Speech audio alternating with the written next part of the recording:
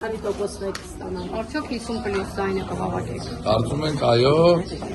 ավելի քան վստահ ենք։ Ինչով եք վստահ, հաշվի առնելով նաև նախորդ ընտրությունների ձեր ստացած քվեները 2021 թվականի մասին։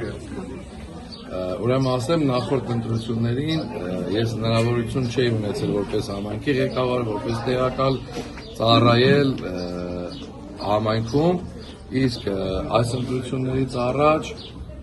2.5 տարի եղել եմ համայնքի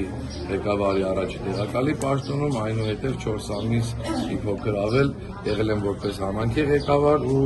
հասցրել ենք անել գործեր, շփվել մարդկանց հետ, ճանաչել, այդ ամենը մեզ թույլ է տալիս մտածել ու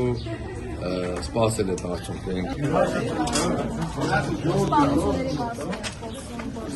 Չեմ կարող ասել, խնդրենք գոռից, այդ ամեն ինչը հարցնեիք, չգիտեմ ինչի մասին եմ խոսել գոռը։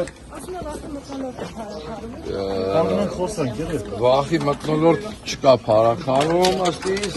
ու ամեն ինչ նորմալ է լինելու, գնալու է իր հունով, ժողովուրդը գնալու է դեպի զարգացում։ Պարոն Գիլնազարյան, այս պահի դերությամբ ընտրությունների ընթացքը ինչպես է գնահատում։ Ընտրությունների ընթացքը նորմալ, բոլոր տեղամասերում իմ տեղեկություններով ամեն ինչ նորմալ է, բնակչությունը գնում են, ընտրում են, ոչ մի տենց արտարոց դեպք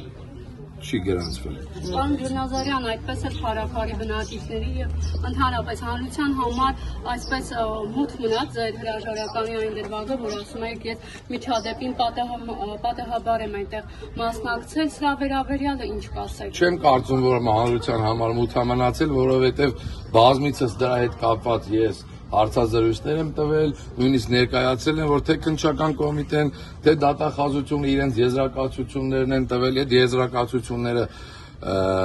եղել են իրատեսական, չեմ կարծում, որ ձեր կամ հանրապետությունում մեր մեջ կա մեկը, ով չի վստահում իրավաբաններին, չի վստահում դատախազներին, չի վստահում քննիչներին, որովհետև թույլ կտակ վերջացնեմ, եթե թույլ չեք տալու վերջացնեմ, չեք հարգելու ինձ, վերջացնեմ, հետո կհակադարձեք պատասխանեմ, բարի խնդրում եմ ձեզ։ Ու